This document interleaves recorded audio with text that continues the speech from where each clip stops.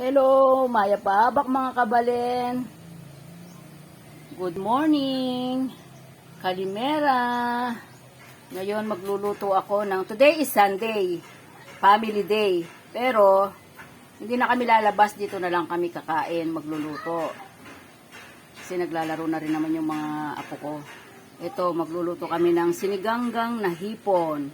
Ayan yung pansahog, okra, gabi, pechay, at saka kangkong. Kailangan maraming gulay para healthy. Ito yung apo kong gwapo. O, 2 months old na yan. Nagpapasunburn siya kasi masyado siyang tisoy. Ito naman yung aming mini Mishu. Ayan, busy siya. Say hi. Hi. What are you doing? I'm playing. Playing what?